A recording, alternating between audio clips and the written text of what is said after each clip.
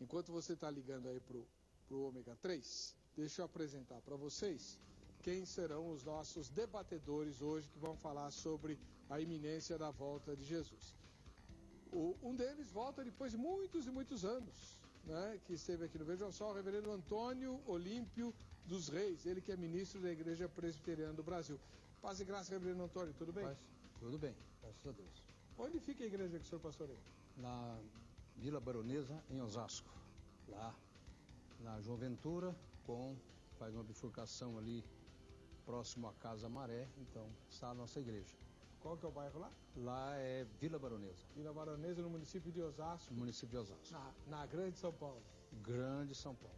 Muito obrigado pela presença do senhor. Eu que agradeço o privilégio de estar aqui. Do outro lado, voltando, vejam só, mas não teve tanto tempo assim fora. Outro dia eu estava aqui, pastor Silas Franca Dourado, da Igreja Batista Plenitude de Deus. Paz e graça, pastor, tudo bem? Paz e graça, pastor, tudo bem? Prazer estar aqui mais uma vez, para debater um tema tão gostoso, né? Escatologia. O senhor é professor de teologia e gosta muito de escatologia. A gente tem dedicado muito o tempo nessa matéria, me chama muita atenção, eu gosto de estudar.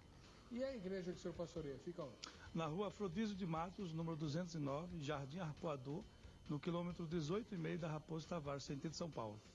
Nós estamos lá há algum tempo, agora vamos fazer a festa, final do ano, aniversário da igreja. Muito bom, muito obrigado. Qual que é o bairro lá? Jardim Arpoador. Jardim Arpoador, beleza. Obrigado pela presença do senhor aqui. Eu que agradeço. Bom, e você entra no site do programa e vota na enquete. Vamos lá. O site é o www.vejamsó.com.br e a enquete de hoje é a seguinte. Em sua opinião, para que Jesus volte... Primeira resposta. Deve vir o último anticristo, aquele que reinará durante a grande tribulação. O safado, sem vergonha, pilantra, né? Aquele que Jesus destruirá com o sopro da sua vinda, da sua boca, na sua vinda. Bom. Segunda resposta. Então a pergunta era, né, em sua opinião, para que Jesus volte, não falta ocorrer nada, pois muitos anticristos já vieram. Então, para Jesus voltar, é só ele querer. Não falta mais nada, né?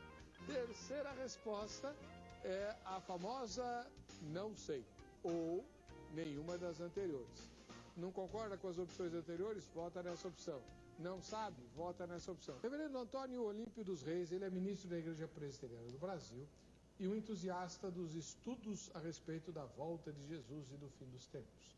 Reverendo Olímpio, como é que o senhor responde nessa sua primeira fala? Depois eu vou dar tempo para o senhor fundamentar sua resposta. Mas essa pergunta que está no tema, Jesus pode voltar a qualquer instante ou primeiro tem de vir o anticristo? Como o senhor responde?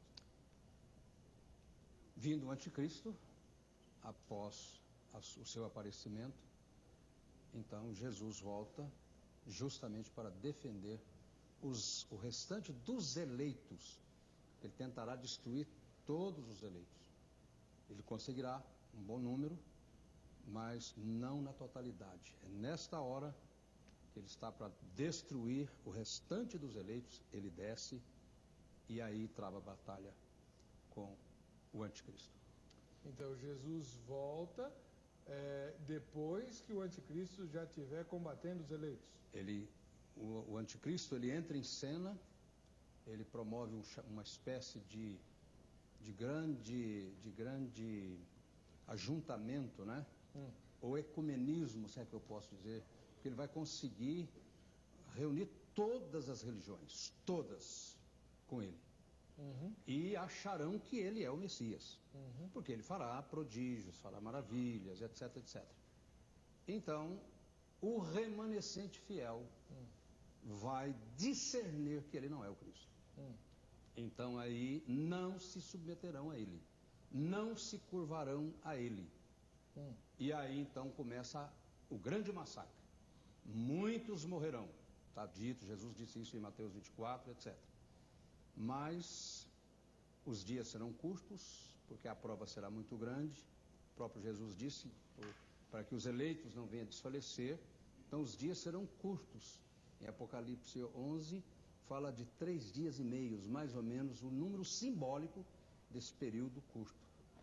Então Jesus desce com seus exércitos e vai ter a grande batalha chamada Batalha do Armagedon, Gog e Magog, que são símbolos, aquelas batalhas lá do Velho Testamento, são símbolo desta batalha espiritual de Jesus contra o anticristo. Muito obrigado, foi muito clara a sua explicação. O que a gente precisa descobrir é se o pastor Silas Franca Dourado concorda com ela. Ele que é ministro da Igreja Batista Plenitude de Deus e professor de teologia e um grande entusiasta também das questões da escatologia. Pastor Silas, como é que o senhor responde à pergunta tema? Jesus pode voltar a qualquer instante ou primeiro tem de vir o anticristo? Ele pode voltar a qualquer instante, o anticristo virá, está na Bíblia, mas não necessariamente é preciso nós conhecermos a pessoa do anticristo. Respeito a posição do reverendo, mas eu vejo que o problema está na visão escatológica, de como se interpreta, na escola de interpretação. A visão do pastor, pelo que eu entendi, é uma visão da teologia da substituição. Ele substitui Israel pela igreja. Então, com isso, muda tudo. Não é a nossa visão, eu sou pré-tribulacionista e acredito que a igreja será arrebatada antes da grande tribulação, antes de começar a última semana de Daniel. Em parte, o pastor, ele fala algumas coisas que nós também concordamos, mas eu creio que no decorrer da explanação eu vou colocar os pontos que eu não concordo e tenho certeza que vai ser um debate bem interessante. O fato é que, na minha opinião, Jesus pode vir a qualquer momento. Eu acredito na iminência e que o arrebatamento é esse marco. A igreja é arrebatada e aí se desenvolve a última semana de Daniel. A 70ª semana de Daniel, Daniel capítulo 9, verso 27, começa esse cumprimento no processo de 7 anos, que eu não acredito ser simbólico, de forma alguma. São 7 anos literais.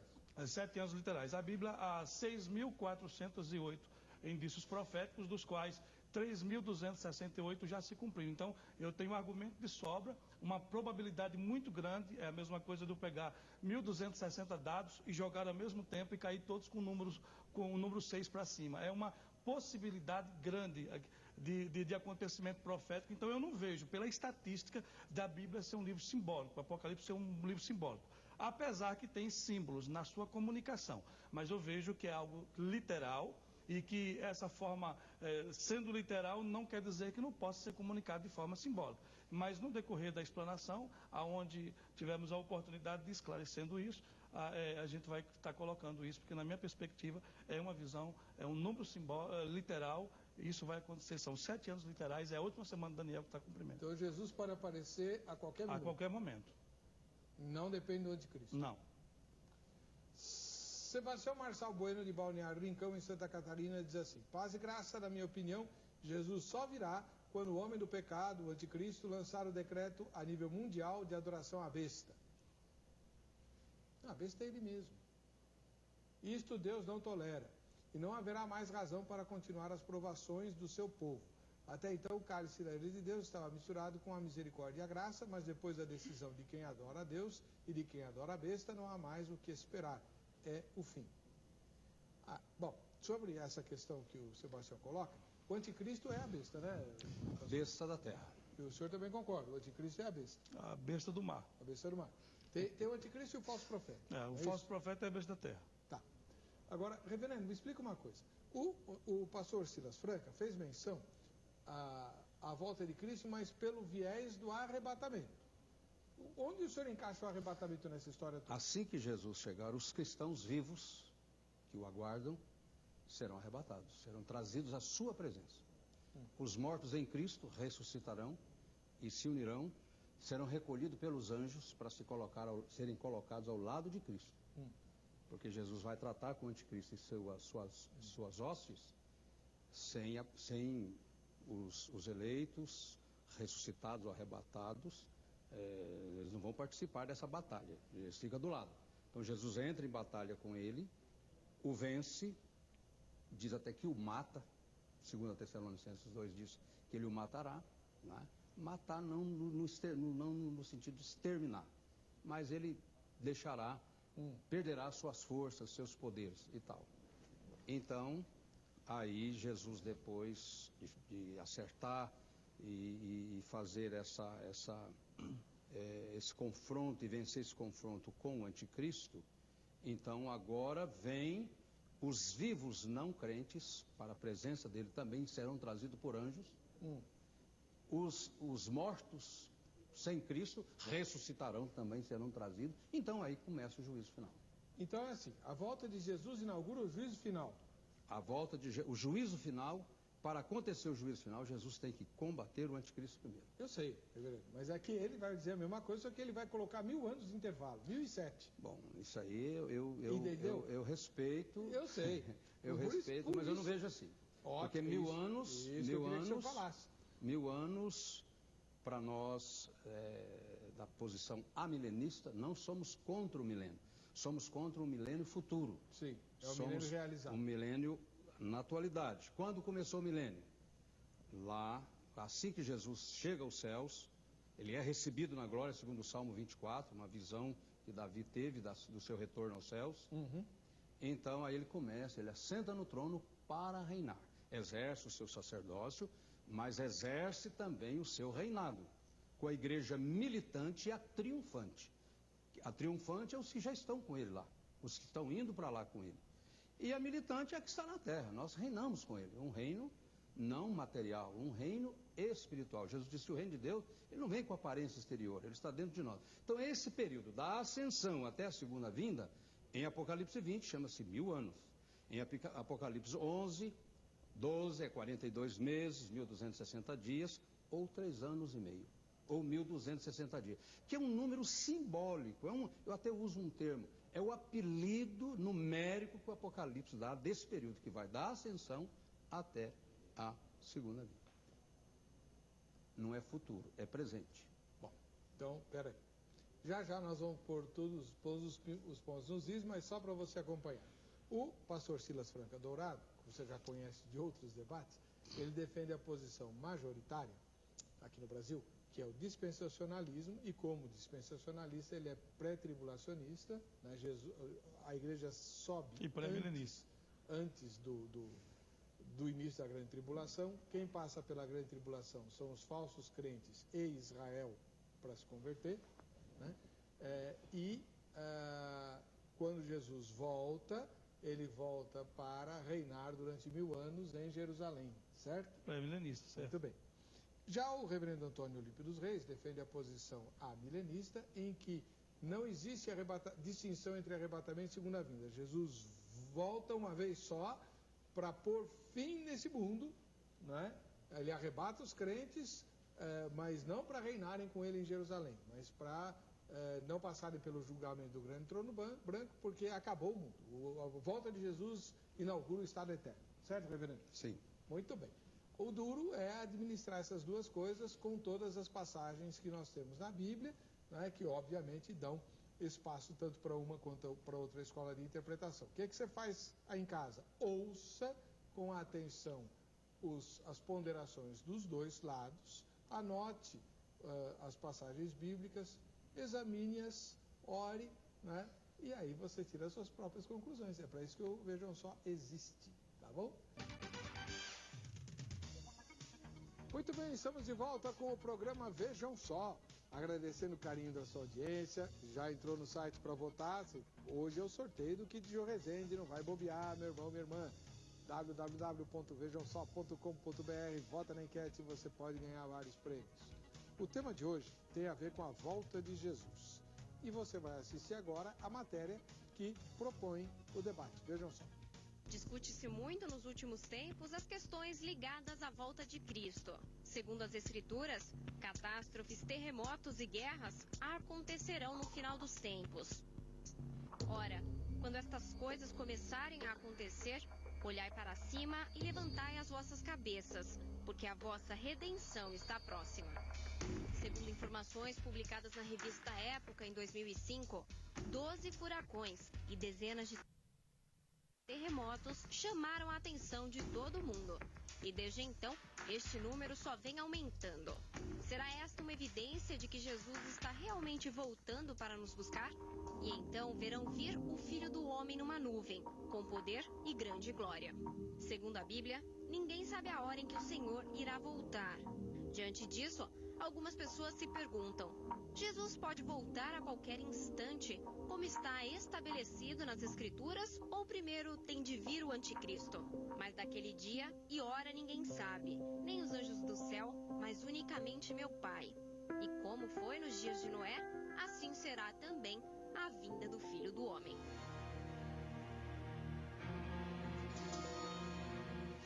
Jesus pode voltar a qualquer instante ou primeiro tem de vir o anticristo? Este é o tema do Vejam Só desta noite. Muito bem, nós estamos aqui com a presença do reverendo Antônio Olímpio dos Reis, ele que é ministro da Igreja Presbiteriana do Brasil e que está defendendo o ponto de vista amilenista e por meio do qual o anticristo vai se manifestar de maneira visível e até mundial antes da volta do Senhor Jesus. Então, reverendo Olímpio, eu queria que o senhor explicasse para nós uma questão que eu tenho certeza que o senhor já respondeu inúmeras vezes às suas ovelhas, né? Já que o senhor é pastor. Se isso que o senhor disse é verdade, por que os próprios apóstolos e o Novo Testamento exortam tanto para a vigilância, como se Jesus pudesse voltar a qualquer instante, inclusive na época dos próprios apóstolos? Bom, meu irmão, nós temos que viver uma vida de sobriedade total.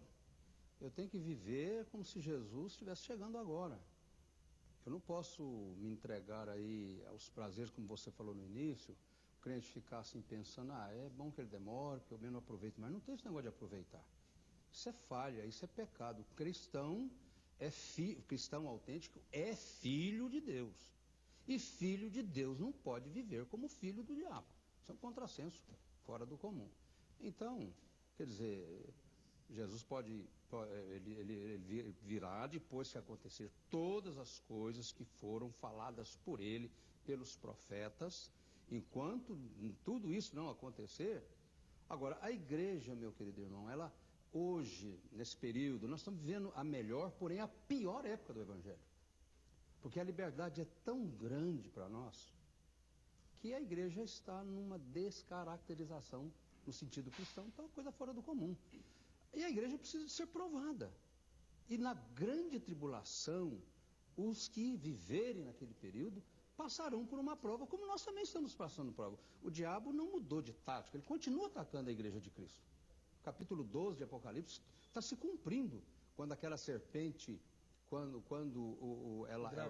o dragão ele vomita aquela água contra a igreja, e a igreja ela é protegida, a terra absolve.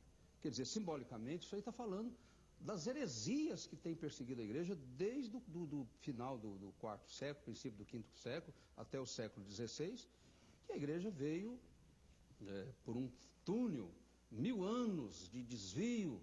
Só o remanescente fiel, os pré-reformadores que estavam ali, mantendo, morrendo, dando a sua vida, mas não negociando a fé.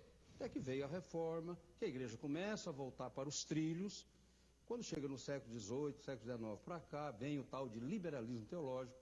Então a igreja hoje, ela está sendo atacada por essa avalanche de heresias que tem surgido no seio da igreja.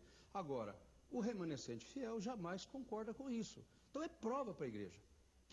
É bom que haja essas coisas, porque aí a gente vai ver quem é do Senhor e quem não é do Senhor. Na grande tribulação também nós vamos ver quem é do Senhor, se estivermos vivos, se for agora, se o anticristo aparecer agora durante o nosso período de vida, então quem é do Senhor vai aparecer, quem não é, vai ser levado mesmo. Então, a igreja precisa dessa prova, dessa experiência, de passar por essa prensa, para a gente ver quem é do Senhor e quem não é. Agora, o que me conforta é que Jesus, ele está conosco, em meio à paz, em meio às perseguições, em meio aos sofrimentos, cadeias, torturas, ou sermos martirizados. Então, há um número de mártires escrito lá no céu, cristãos que morrerão no martírio. E o ápice dos mártires é na grande tribulação. Antes tem esporádico. Nesses momentos de calmaria, a igreja vai bem e tal, mas vira uma ocasião ou outra, acontece. Mas a grande avalanche de martírio será na grande tribulação. Só que o anticristo não conseguirá. A besta da terra, que é a besta do mar, é os governos anticristãos, os impérios que existiu. E o anticristo fará o quê? Aliança com todos os governos da época.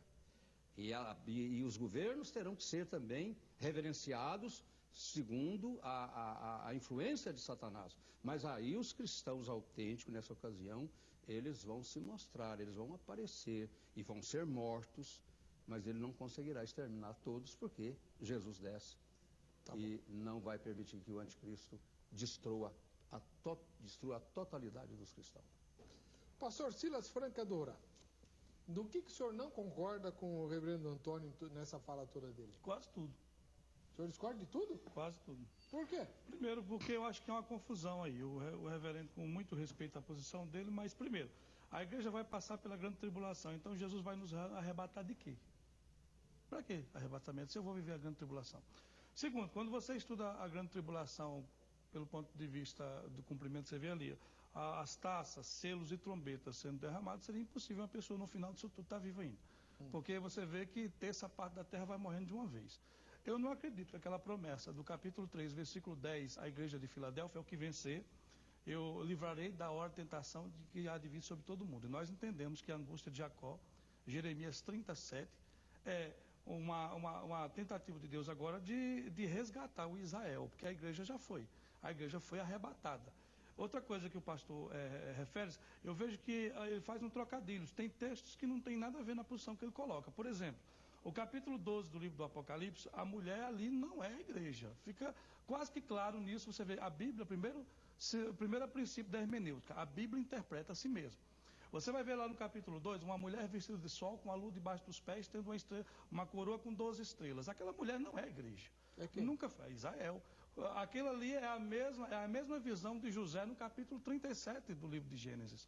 Você vê que José chega até o pai e fala que teve um sonho, que o sol e a lua e 11 estrelas se curvavam diante dele. Você vê que o princípio é o mesmo. Ali é Israel, na grande tribulação, sendo perseguida pelo dragão, que vomita água, exércitos da sua boca, e Deus abre a terra e engole os exércitos, livrando o remanescente, não da igreja, porque já foi arrebatado, o remanescente de Israel, porque na minha perspectiva, é Israel que está ali cumprindo a 70ª semana de Daniel. Então, quando se coloca, eu vejo que há muito trocadilhos de coisas que não tem sentido quando você estuda a Bíblia e interpretando, usando a Bíblia para interpretar ela mesma. Então, a besta que sobe do mar, pastor, fica nas duas posições do capítulo 13, é o anticristo. A besta que sobe da terra é o falso profeta. Ora, o pastor falou que vai ter o ecumenismo e é o falso profeta que vai dar essa besta. Por exemplo, você vai ver que o falso profeta levanta a imagem da besta e glorifica ela. Quer dizer, o falso profeta dá sustentáculo para o anticristo. E isso fica claro na Bíblia. Se o anticristo está dando sustentáculo para o governo, então quem seria o governo? Então há essa posição.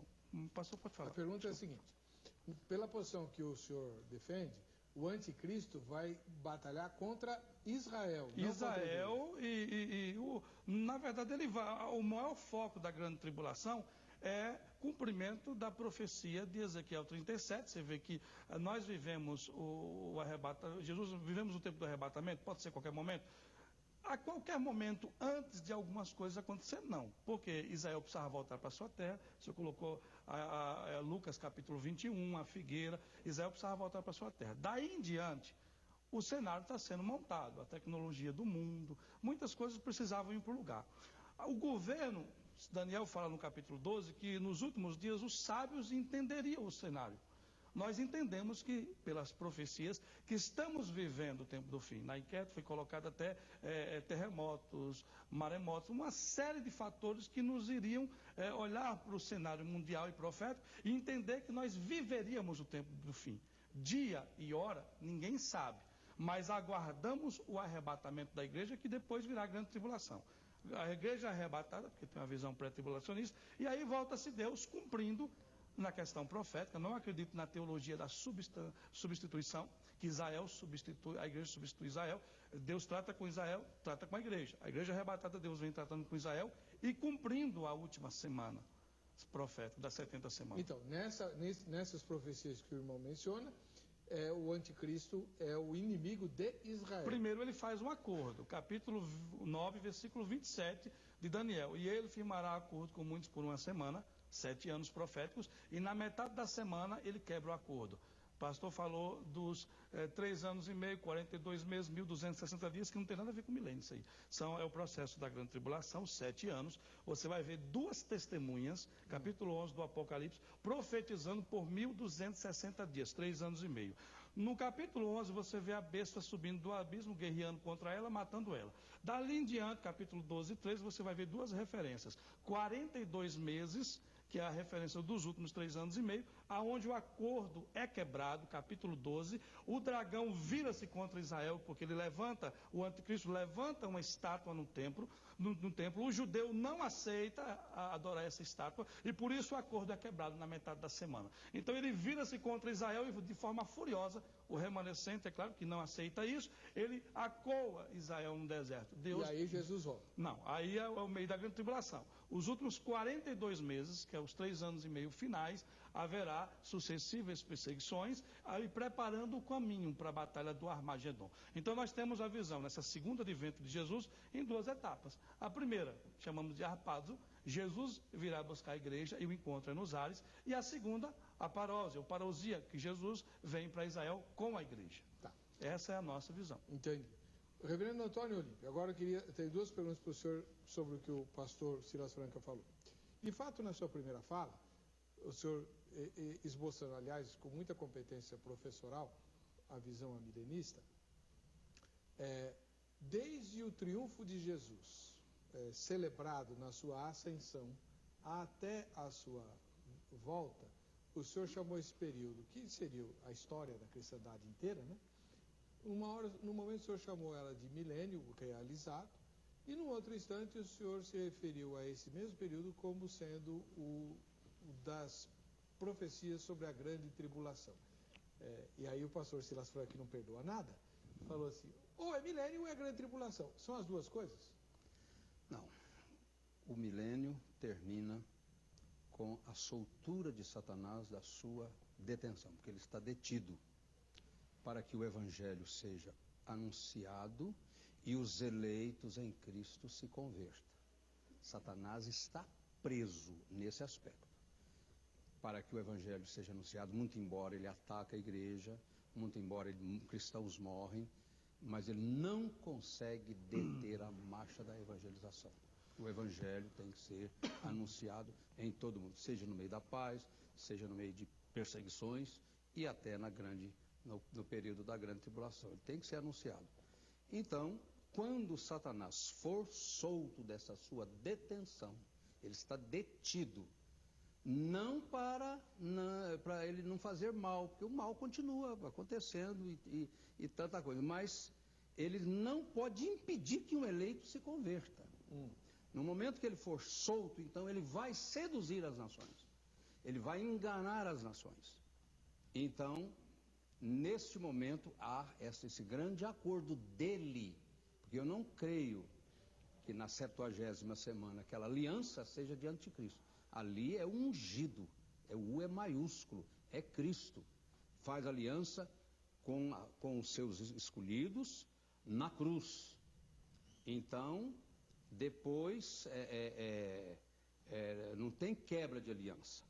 O anticristo, ele fará, ele na sua soltura, então fará esse grande ecumenismo, reunirá todas as religiões, todos os governos, porque aí a besta da terra sendo reverenciado pela besta, a besta do mar sendo reverenciada pela besta da terra, e ele vai fazer com que todo mundo adore a besta do mar.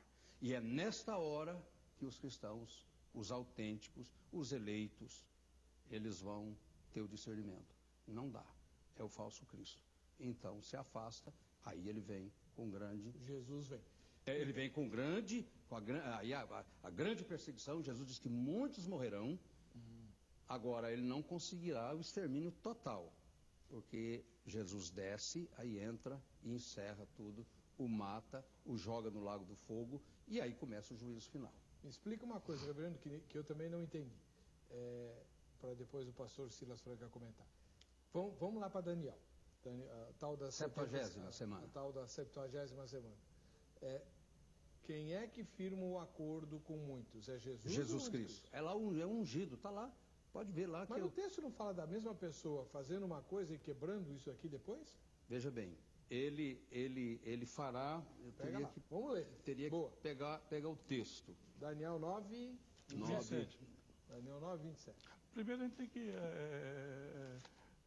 se for, porque o tempo não dá para a gente esclarecer todo do verso 24 em diante, mas o 27, o versículo 27 já dá para ter essa noção. Posso ler? Porque o Messias foi tirado no 26, né? Depois das 62 semanas, quer dizer, a segunda gleba de semanas, será morto ungido, um maiúsculo, e já não estará.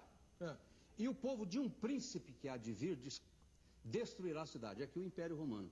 Não tem nada a ver com o Anticristo. Isso aqui é o Império Romano no ano 70.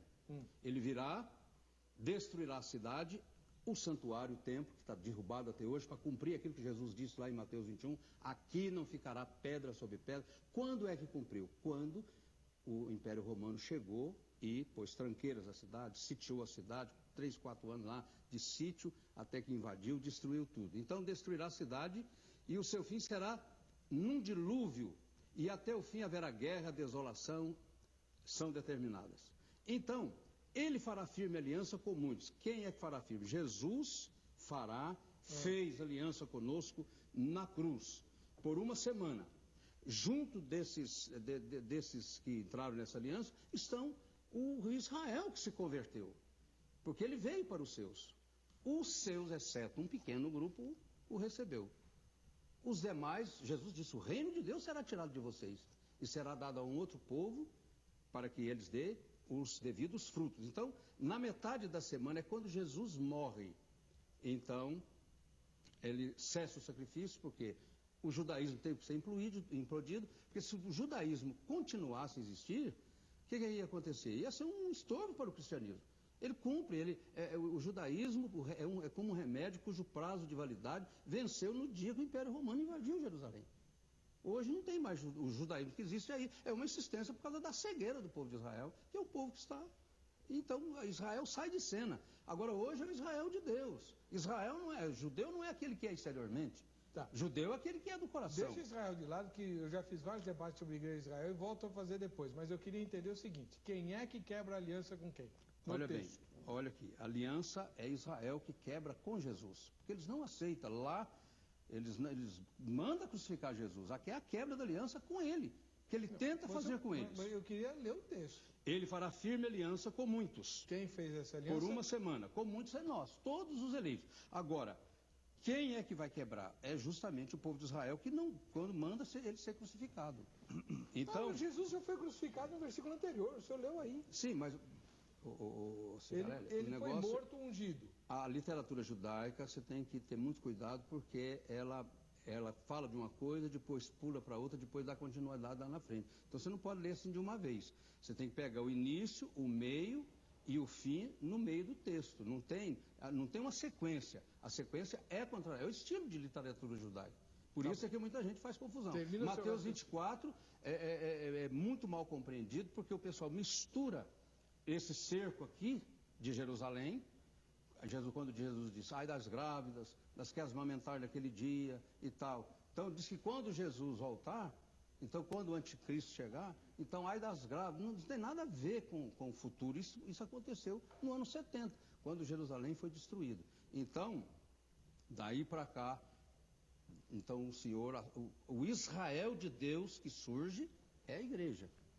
Agora o judeu que quer... O judeu hoje, israelita étnico, o israelita étnico hoje, que quiser ser salvo, ele precisa crer no Evangelho. Mas nem o pastor Silas Franco discorda disso, ninguém discorda. O senhor discorda que o judeu, para ser salvo, tem que aceitar Jesus? Não. Então, tem que vir, ele não é no judaísmo, tem que vir à igreja. Mas isso é uma briga besta.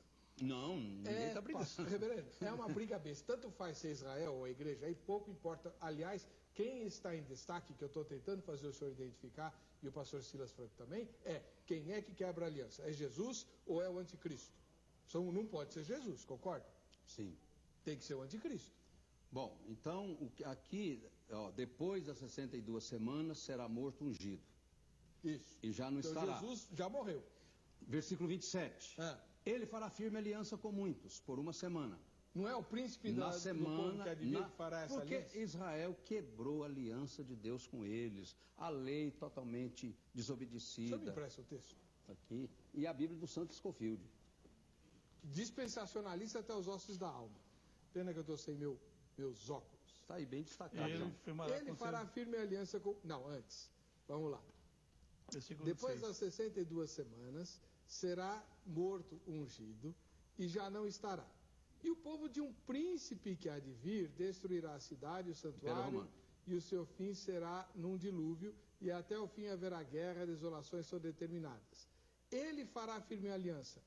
Reverendo, eu só queria que o senhor explicasse por que o sujeito desta frase não é o príncipe de um povo que há de vir, que é o que é mencionado logo acima. Pelas regras portuguesas que eu conheço, esse ele se refere ao príncipe do povo que há de vir. Por que o senhor acha que não é? E depois o reverendo Silas comenta. Vou deixar o senhor falar, pode ficar Israel, o fim de Israel, como povo, nação santa de Deus, termina na morte de Cristo.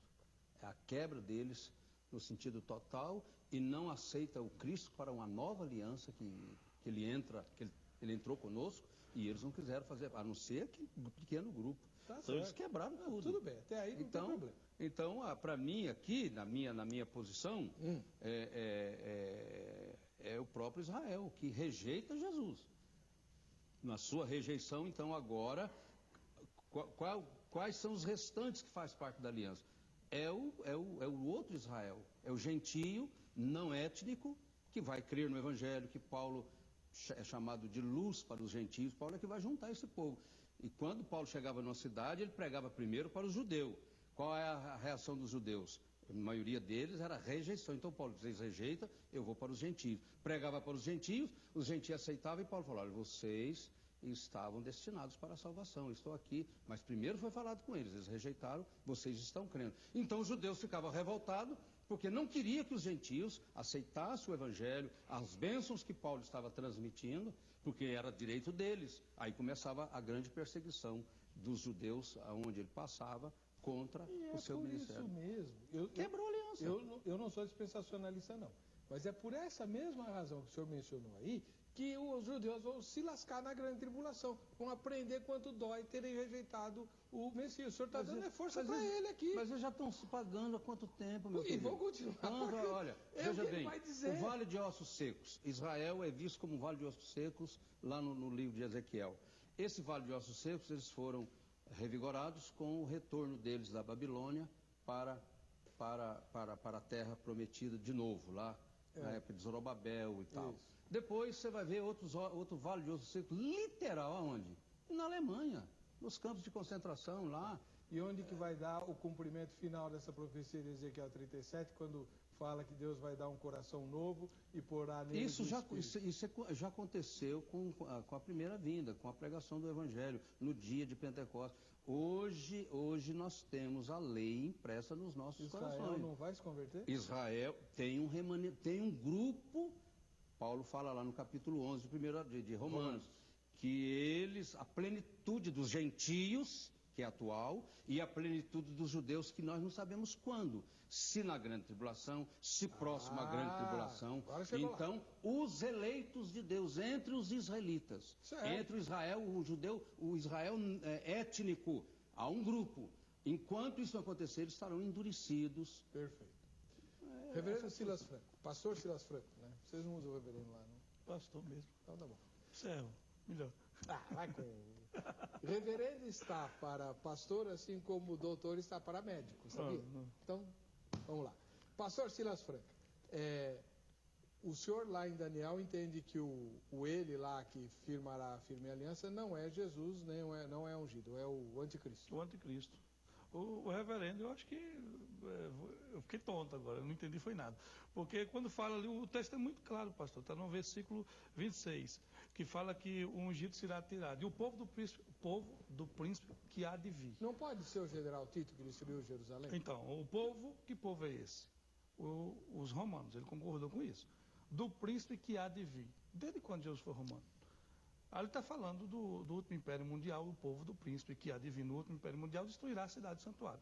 Então, aliás, deixa eu aproveitar. Pela visão dispensacionalista, o reinado do anticristo tem que emergir da Europa? Tem que emergir da Europa o antigo Império Romano. A gente então, vê. O e é muito Império grande. Romano é a Europa. E é muito grande aquilo lá, pode ser de qualquer lugar. Mas temos, assim, indícios para entender que é daquela região, sim, pela questão bíblica, né, pastor? Afirmar de que país, eu acho que tolice. Mas não. que é do antigo Império Romano, tudo sustenta Ele isso. Ele vem do antigo Império Romano, da bacia do Mediterrâneo. Tudo indica isso. Eu vejo assim que há uma colocação de texto que eu não entendi, para ser sincero, muita coisa não, que o pastor quis dizer. Mas eu vejo que essa profecia de Daniel é um cumprimento da morte do Messias, o fim de Israel no ano 70, a profecia de Ezequiel 37, o qual eu falei sobre a restauração física. Israel passou 1878 anos longe da sua terra e foi restaurada, a restauração física. Desde o 14 de maio de 1948, Israel começa a voltar. Vai haver um grande encontro com Deus, Israel. Joel 2,32 fala que aquele que invocar o nome do Senhor será salvo. Isso não aconteceu ainda. E eu acredito que depois do arrebatamento da igreja, cumprindo a última semana de Daniel, agora Deus vira-se para Israel e dali vai sair muitos. Um exemplo disso é os 144 mil, do capítulo 7, versículo 9, e por aí vai. Mas o que o pastor fez foi uma jogatilha de palavras que eu não entendi. Mas eu apertei ele, mas tem que apertar o senhor também. Pode apertar, fica à vontade. No próximo bloco, o senhor vai ter que explicar como que a profecia de Joel não se cumpriu, se o apóstolo Pedro disse que já se cumpriu. Não, lá no capítulo Joel 2 de Atos 2,28. Vai fazer igual ele? 2,32. Vai fazer igual ele? Não, aqui, esse pedacinho é disso, mas aquele pedacinho... Não, senhor. A gente no próximo bloco, tudo. a gente vai pro intervalo, volta já. Tem que ter sangue. Esse é o programa Vejam Só, agradecendo o carinho da sua audiência e convidando você para votar na enquete. O assunto hoje, você tem visto aí, né? É se Jesus pode voltar a qualquer instante ou primeiro tem que vir um anticristo. O bicho está pegando aqui. Então, você vai para o site www.vejamsó.com.br e vota na enquete. Em sua opinião, para que Jesus volte, primeira resposta, deve vir o último anticristo, aquele que reinará durante a grande tribulação. Segunda resposta, não falta ocorrer nada, pois muitos anticristos já vieram. Terceira resposta, não sei, ou nenhuma das anteriores. Você vota e já está pronto. No fim desse bloco aqui, eu vou fazer o sorteio do kit Jô Rezende, não vai perder essa boiada aí, tá? Bom, pastor Silas Franca Dourado, o senhor tem que explicar para nós, que o senhor disse no bloco anterior, que a profecia de Joel, de que aquele que invocar o nome do Senhor será salvo, não se cumpriu ainda. Pelo que eu me lembro, o apóstolo Pedro se refere a Joel no dia de Pentecostes, dizendo que aquilo que estava acontecendo lá na fundação da igreja de Jesus, né, era cumprimento literal das profecias de Joel. Pois bem. Vamos interpretar desde o verso 28. Pedro usou o verso 28. Vamos lá. E há de ser que depois derramarei o meu espírito sobre toda a carne. E os vossos filhos e as vossas filhas profetizarão, e os vossos velhos terão sonhos, e vossos jovens terão visões. E também sobre os servos e servas naqueles dias derramarei do meu espírito. Aí aconteceu. O versículo 30, professor, o senhor vai me dizer se aconteceu. E mostrarei prodígios no céu e na terra, sangue, fogo e coluna de fumaça. E o sol se converterá em trevas e a lua em sangue, antes que venha o grande e terrível dia do Senhor. O que aconteceu? Não. Porque, então não estou errado, não. Isso aqui é o Apocalipse, capítulo 6, versículo 12. Sim. Quando a sexto selo é aberto. Vamos continuar. Nós estamos no Apocalipse agora, no versículo de número 31. Nós estamos, 30 e 31, nós estamos no Apocalipse. E agora vamos estar no final do Apocalipse. Versículo 32. E há de ser que todo aquele que invocar o nome do Senhor será salvo. O judeu sendo salvo, no Apocalipse capítulo 19. Quando Jesus desce com a sua igreja, mediante a batalha do Armagedon, o judeu levanta para o céu e fala, vem o nosso Redentor, e Jesus salva os judeus. Está vendo como tem sentido? Pedro cita o Joel para falar, começou aqui o avivamento. O versículo 28 e 29, Pedro relata isso, nós concordamos com isso em tese. Mas o versículo 30 e 31 não cumpriu ainda, porque é a grande tribulação, o Apocalipse, o sexto selo sendo aberto, Apocalipse 6:12, e no versículo 32 é o Apocalipse 19, porque Pedro, aqui, Joel, faz ele vislumbra um cenário, ele fala, Olha, no dia do Pentecoste, ele fala tudo. Pedro fala, no dia do Pentecoste, na grande tribulação e a última redenção. Está aqui, não tem nada de errado. Mas, pastor, então a salvação dos judeus é diferente da salvação dos cristãos? A salvação dos judeus é por Cristo, mas Joel está falando de um avivamento que os judeus receberão. E bate com Ezequiel, capítulo 37. A primeira restauração física. 14 de maio de 48, a gente tem testificado até hoje Israel renascendo. No Vale dos Ossos Secos, 1878 anos sem nação, volta para casa. Restauração espiritual. Qual é a convenção em massa que tem tido dos judeus? Um ou outro, esporadicamente. Mas essa convenção em massa será e tem sido prometido mediante a grande tribulação. Mas eles não têm que se arrepender e confiar em Jesus? E vão se arrepender e vão confiar. A salvação deles é igual à nossa? É igual à nossa, não tem diferença nenhuma. Eu não vejo distinção necessariamente entre essa salvação. É tudo por Jesus. Ele é o único. É o caminho, a verdade e a vida. Isso serve para gentio, isso serve para judeu.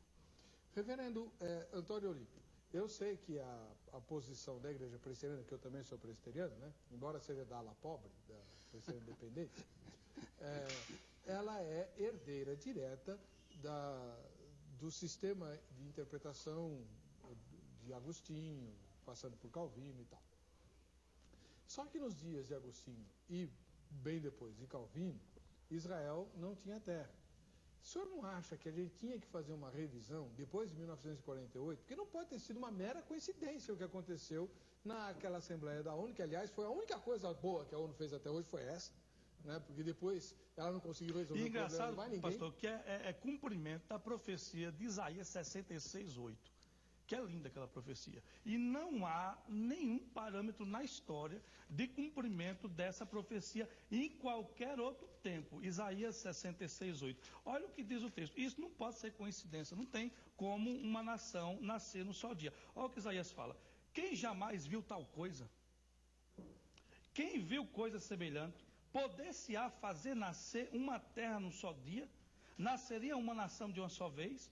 Mas Sião esteve de parto e já deu à luz os seus filhos. Abriria eu a madre e não geraria? Diz o Senhor. Geraria eu e não fecharia a madre? Diz o Senhor. Regozijai-vos com Jerusalém e alegrai-vos por ela. Vós todos que a amais, enchei-vos por ela de alegria, todos os que a planteaste. Isso aqui é uma visão da grandeza dos últimos dias, Deus levantando uma nação num só dia, uma terra num recriando só dia. Recriando Israel. Aliás, com o voto de um brasileiro. Mas... Engraçado que se encaixa como uma mão na luva, na profecia de Ezequiel 37, na profecia no cumprimento de Joel, e o Apocalipse, e Daniel dando pano de fundo. Só falta a conversão dos judeus, que essa parte aí... Que isso só acontecerá depois do arrebatamento da igreja, no final da grande tribulação, pastor. Tudo bem. Eu não vejo necessidade da igreja ser arrebatada para Israel se converter. Mas eu queria perguntar para o reverendo Olímpio. O senhor, obviamente, Agostinho não podia ter pensado isso, Calvino não podia ter pensado isso, porque nos séculos deles Israel não existia mais. Mas depois de 1948, de uma maneira espantosa, Israel volta para a Terra Prometida, enfrenta a Guerra dos 6 Dias, quando ninguém de bom senso podia apostar na vitória de Israel, governado por uma mulher, né? Com o teco-teco da Segunda Guerra Mundial. Pois é. Virar a batalha contra aquelas 10 nações e ocupar os territórios ocupados, que agora todo mundo quer que eles devolvam, eu também não devolveria. Quem mandou invadir, né? Bom, enfim. O senhor não acha que nós poderíamos repensar e dizer, bom, é certo que Israel não é mais o povo de Deus, porque Paulo diz que Jesus desfez a parede de separação entre judeus e gentios, e a salvação agora é só por meio de Jesus, tá? Mas Deus tem um plano especial para essa nação. Não é possível que ela tenha passado por tudo isso e boa parte da história dela seja mera coincidência. Deus está sob controle de todas as coisas. Não acontece nada no mundo sem que Deus esteja agindo, permitindo. O povo de Israel, depois que eles, dos anos 70 para frente, os povos foram ver a diáspora, que eles foram esparramados para o mundo todo, e sempre perseguidos, consequências tremendas, porque rejeitaram Jesus. Jesus falou com eles, eu quis fazer com vocês, lá no capítulo 21 de Mateus, como a galinha, mas vocês não quiseram, vossa casa vai ficar deserta, que se cumpre lá a destruição de Jerusalém, do templo, e a retirada deles de lá, com Tito, e lá espalhado para o mundo todo. Depois, ao longo desses séculos, o que é que acontece? Aí vem o grande problema que eles sofreram com Hitler, né? Que teve uma antipatia tremenda. Aquilo ali foi um outro anticristo simbólico, Com não certeza. real. Lógico. Né? Que massacrou judeus. Cerca Como de Nero tinha 10 milhões. Não, isso, né? Do ano 70 para cá. Depois dos anos 40, lá na Alemanha, então o mundo todo estava muito sensibilizado, estava muito triste. Então, por que não a ONU reúne e vamos criar uma nação para esse povo? Como estão os palestinos também, querendo o seu pedacinho de terra, estão querendo, mas nunca que dá certo, sempre tem uma coisa atrapalhando. Agora, isso não quer dizer que Israel é povo de Deus, porque estão fora de Cristo. Deus cuida deles, como cuida de qualquer outra nação. Entrega as nações, as situações difíceis para um fim, para uma missão, uma lição qualquer, mas depois veio o período de paz. Então, eles voltaram. Eu ouvi muitos sermões naquela época da Guerra dos 6 Dias. Eu acompanhei aquilo por rádio, televisão, na época muito pouco, mas a gente via. No Camp Davis, o que aconteceu no Camp Davis? Israel devolvendo, porque a pregação que a gente ouvia é que Israel ela ia ocupar toda a visão que está lá no livro de Josué, de toda a terra prometida a Abraão. Entendeu? Que aquilo aconteceu nos dias do rei Davi, só nos dias do rei Davi e entrou no período de Salomão. Depois foram perdendo, e hoje continua. Jamais eles vão conseguir adquirir aquilo tudo. Por quê? Ele não está no plano de Deus.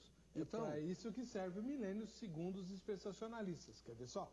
Não é para cumprir essas profecias e promessas a Israel que Jesus tem que governar 1000 anos? Então, pastor, das 6.408 indícios profetas, 3.268 cumpriram. E acerca de Jesus, especificamente na primeira vinda, 330. E muitas profecias, mais de 500 delas, atrelada a posterior à primeira vinda de Jesus no decorrer da história, e no Apocalipse cumprindo os seus 404 versículos e tantos outros. E um deles é que Israel será restaurado. Ezequiel fala sobre isso, fala das dimensões. Nós entendemos que o que hoje é Israel não é só isso, vai ser muito maior. Até pelo próprio decreto da ONU. A ONU, quando deu a liberdade de Israel voltar para casa, a porção de terra é muito maior que é hoje. Hoje Israel não tem mais que 20% do que teria que ser desde o decreto de 1948. Ainda tem esse processo deles. Eles devolveram, grande parte. Então, mas é porque não era o tempo de cumprimento. O que eu ouvi de sermões, de pregações, Jesus está chegando. Porque agora Israel está voltando, a figueira está brotando. Agora ele vem. Agora, teve gente marcando, não vai passar nem 5 anos.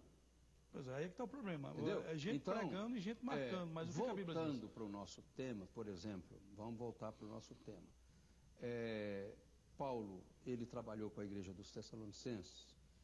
Foi uma igreja plantada em cerca de um mês, ele plantou aquela igreja. E fez um trabalho intenso ali que valia, tipo JK, né?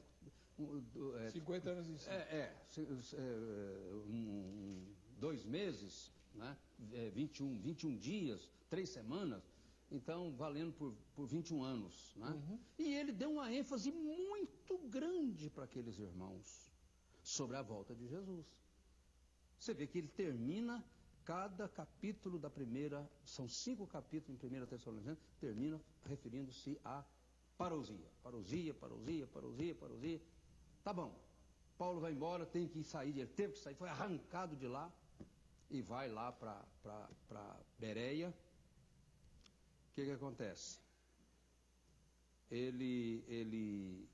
Os Tessalonicenses param de trabalhar. Jesus, para que manter casa? Para que manter emprego? Para que manter isso? Para que manter aquilo outro? Para mim isso aí mata tudo, reverendo. Para mim mata tudo. Qualquer argumento, respeito o nosso irmão. Eu também já defendi essa posição, já estudei com a maior autoridade nesse assunto, chamava-se Lourenço Olson, João Joaquim de Oliveira, foram meus professores nessa matéria, mas depois que eu vim para o meio presbiteriano, comecei a estudar, então eu abrir mão da posição, porque vejo mais consistência na posição amilenista, muito embora não é contra o milênio. Não milênio futuro, milênio presente. Então, quando Timóteo chega e dá notícia para Paulo que o pessoal em Tessalônica estava bem, mas tinha muito problema na igreja, porque muita gente estava desempregada, às custas dos outros, porque venderam tudo, acabaram com tudo. Então Paulo fez o quê? Manda uma segunda carta. No capítulo 2, então, ele disse, olha, Jesus veio mesmo, mas ele não virá sem primeiro aparecer o iníquo. Está lá no capítulo 2, ele é claro, ele vem, mas antes dele vir, o iníquo tem que aparecer. E vai fazer proezas, muita gente vai acreditar, vai aderir, vai segui-lo, e etc e tal, mas chegará um momento que ele será desmascarado como foi nos dias de Daniel, Misael, Azarias, lá na Babilônia, no campo de Dura. Quem não curvou perante a estátua, a imagem que Nabucodonosor ergueu? Todos os judeus que estavam lá se curvaram, adoraram aquela imagem. Só 3 engraçadinhos não se curvaram. E foram parar aonde? A fornalha. Na fornalha aquecida 7 vezes mais. Não morreram, porque eles disseram, se o Senhor nosso Deus quiser nos matar, nós estamos prontos para morrer. Mas se Ele não quiser, nós vamos sair. E saíram com vida, porque Deus não quis que eles morressem. Jesus foi lá, né? Entendeu? Então, 2 Tessalonicenses, capítulo 2, para mim, é a resposta. Acabou. Ele virá. Mas primeiro o iníquo tem que vir, precedido pelo iníquo. Eu tenho que chamar as reportagens, as entrevistas que a nossa repórter fez. Óbvio que ela não foi perguntar para teólogos como os que estão aqui no nosso estúdio, mas é importante ouvir o que leigos como eu e você pensam a respeito desse assunto. Vamos ver. Jesus pode voltar a qualquer instante ou primeiro tem de vir o anticristo? Olha, Kátia, vai depender do posicionamento teológico. Eu sigo uma visão dispensacionalista. Então, eu acredito que a igreja ela não passa pela grande tribulação.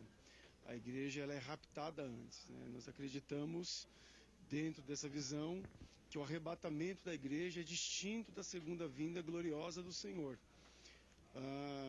Que aí sim está relacionado aos judeus que passarão pela grande tribulação e aqueles que estiverem vivos aqui também. Jesus vai voltar a qualquer momento. Nós temos que estar preparados porque no abrir e fechar de olho ele pode estar voltando.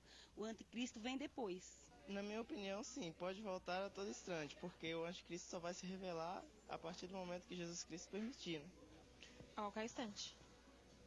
Primeiro, ele pode voltar a qualquer hora. Bom, eu acredito que ele pode voltar a qualquer instante, né? Como eu disse no primeiro bloco, né? A visão majoritária no Brasil, nessa questão escatológica, é o dispensacionalismo. Ganha de goleada. E acho que todo crente que não é dispensacionalista um dia já foi, como o senhor mesmo mencionou. Porque essas obras amilenistas de William Hendricks, Anthony Huckman, que tem essa visão amilenista, elas foram traduzidas agora. Agora que nós estamos lendo essas obras em português, graças a um grande amigo que eu tenho, o reverendo Walter Graciano Martins, um autodidata. Eu tenho ele mais do que autodidata, para mim ele é um mestre, ele é um doutor. Ele pegou essas obras em inglês e traduziu tudo para o português, para nós, pastores mais simples, poder ler essas obras, ter acesso a essas obras. Então, quando eu li o livro Mais Que Vencedores, de William Hendricks, no Mackenzie, o meu TGI foi sobre os 5 inimigos de Cristo da igreja no livro do Apocalipse. Que está lá, o dragão, que é o grande inimigo, e os seus 4 aliados. Quem são os 4 aliados? O primeiro grande aliado do dragão é a besta do mar, que é os governos, os impérios, os imperadores e os governos anticristãos em toda a época, todo o período.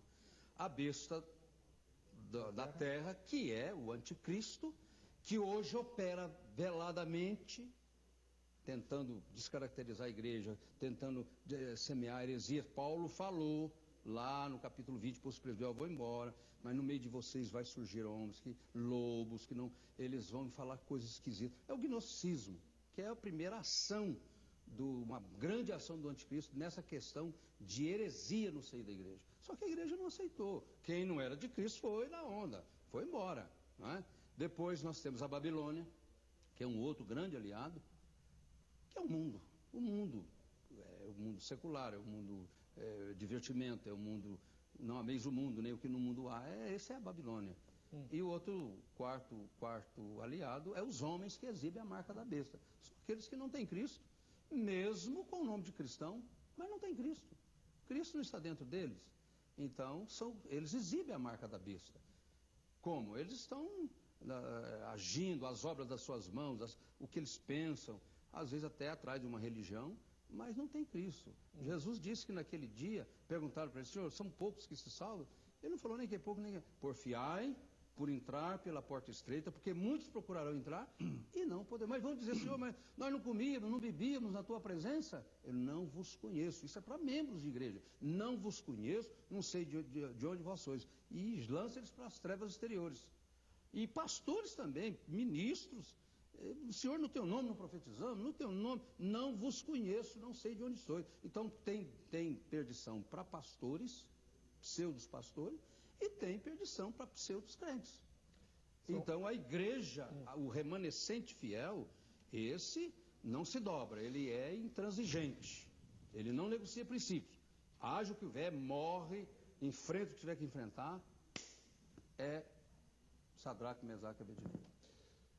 O pastor Silas Franca, o reverendo Antônio mencionou como ele interpreta os eventos de Apocalipse 13, que é anticristo, que é falso profeta, e o senhor vê o anticristo falso profeta como quem? No capítulo 13 do livro do Apocalipse, você vê duas bestas, a besta que sobe do mar e a besta que sobe da terra. Na minha perspectiva, na minha visão, a besta que sobe do mar é o anticristo, porque o próprio texto da Bíblia sugere isso. No capítulo 17, versículo 15, você vai ver, e o mar que viste são multidões de povos, tribos, línguas e nações. Então o homem sai dela. É o homem que representa povos, tribos, línguas e nações. Governante. Um governante, mas esse governante tem nome. Ele é o anticristo, ele é o homem, o iníquo. Ele está aponta para um homem, para uma personalidade, e não para o sistema vazio, abstrato de governo. Pode ser qualquer coisa, o governo. Não, mas o governo tem. E aí vem o suporte dele, que é a área política e a área religiosa. E na área religiosa é a besta que sobe da terra. Terra, possivelmente Terra Santa, Israel. E nós temos tudo para entender, ou para pelo menos deduzirmos que vem de uma das tribos de Israel. Possivelmente a tribo de Dan. Não é uma coisa clara, mas será a besta que sobe da terra, a última besta, que governará as religiões, será alguém de linhagem judaica. Um judeu seria ecumênico? Necessariamente ele não precisa ser o judeu do judaísmo, ele é um judeu de descendência. Tá. Entendeu? E eu vejo que o pastor usou, por exemplo, Tessalonicenses. Paulo, quando escreve sobre o arrebatamento, ele fala no capítulo 4, verso 16, fechando o texto pelo tempo, nós, os vivos, seremos, ele coloca no pacote, arrebatados. Paulo entendia que o arrebatamento podia ser a qualquer momento, como o senhor bem colocou. E depois ele percebe, eu acredito que Paulo escreve como que se fosse para aquela época, mas depois ele sabe dos problemas 3 meses depois de Tessalonicenses, ele estava na segunda viagem missionária, então ele escreve novamente. E ele fala, eu discuti isso uma vez que eu vim aqui no programa, sobre aquele que o detém. E das 10 possibilidades, que na época eu estudei bastante sobre o assunto, das 10 possibilidades, quem poderia ser ou quem não poderia ser. Eu vi que, eu falei, pastor, a Bíblia não bate o martelo, quem é que o detém. Mas de todas as 10 teorias que eu estudei, a que dá mais suporte bíblico, e eu às vezes acabo considero, mas acabo deixando o pensamento de um teólogo aqui, do outro ali, eu primeiro vou para a Bíblia, irmão, para mim eu extraio da Bíblia. O pensamento de teólogos vai me fazer refletir sobre o assunto. Eu não posso ir para nenhum pensador antes de ir para a Bíblia, eu recorro primeiro à Bíblia. E pela palavra eu vejo que quem tem mais sustentação que o detém é o Espírito Santo. O verso aqui de número 7 do 2 Tessalonicenses capítulo 2, porque já o ministério da injustiça opera, ele já opera, na época já operava, há muitos anticristos no mundo, mas o anticristo, o artigo definido, ele só vem no final. Somente há um que agora o detém até que do meio seja tirado. E esse nós debatemos na época, que é justamente o Espírito Santo. Então o Espírito Santo, entendemos assim, no arrebatamento da igreja, ele não sai da terra, ele sai de forma de ele leva a noiva. Porque ele vai continuar na grande tribulação. Com certeza, é ele que usa as 2 testemunhas mártires na pregação dos 3 anos e meio, é ele que convence os 144 mil judeus que serão selados, e na minha perspectiva, porque assim, tudo quando se fala e lê no texto, fala, não, isso é simbólico, não é bem assim. Então seria como? Essa visão de Orígenes, de espiritualizar tudo, é muito confusa para mim. Eu vejo que Deus fala uma coisa que pode ter 10 possibilidades, que ninguém sabe o que é. Eu acredito numa visão mais literal do texto. Claro, senão o senhor não seria dispensacionalista. Mais clara do texto. Eu acho que há muita confusão na questão espiritual aí, de interpretar a Bíblia de forma alegórica. Bom, abre para muita possibilidade. A Bíblia não, né? Não é isso. O amilenismo interpreta o Apocalipse. Mas nas partes simbólicas, não é a Bíblia inteira que é alegórica. Não é a Bíblia inteira, não dá, né, pastor? Tem coisa que é. Para Orígenes dava. Então, mas tem um dedo de Orígenes nessa interpretação. Não sei. Bom, você de casa é um privilegiado, como eu sempre digo aqui. Por quê? Porque você pode interrogar o pastor Silas Franca Dourado, da Igreja Batista Plenitude de Deus, e o reverendo Antônio Olímpio dos Reis, que é ministro da Igreja Presbiteriana do Brasil, por intermédio do contato que está no site vejaosol.com.br. Vai lá, na aba convidados, tem o e-mail deles, o telefone deles ou o site deles. Use as ferramentas que ali estão para tirar suas dúvidas, mandar perguntas, fazer convite para palestra, para pregação, mandar oferta se você quiser. Tudo isso está à disposição de vocês no site. Eu queria agradecer ao reverendo Antônio Olímpio dos Reis por ter estado conosco hoje mais uma vez, repartindo a sua sapiência acerca da questão da volta de Cristo, assim como também ao pastor Silas Franca Dourado, que, como sempre faz aqui, defende ardorosamente o dispensacionalismo. Né? Lembrando que você em casa é que tem que tirar suas conclusões, tá bom? Vamos ver quem é que vai levar o kit Jô Rezende para casa? Quem é? José Alves Neto, de Osasco, a terra do reverendo Olímpio, tá lá. Conhece o... Não? Tá bom. Parabéns, viu? Que Deus te abençoe e você vai retirar seu prêmio no próprio escritório da Jô Rezende, já que você mora na Grande São Paulo. Para você que fica com a gente, que fica com essa emissora, a paz e a graça de Jesus, nós nos encontraremos no próximo Vejam Só.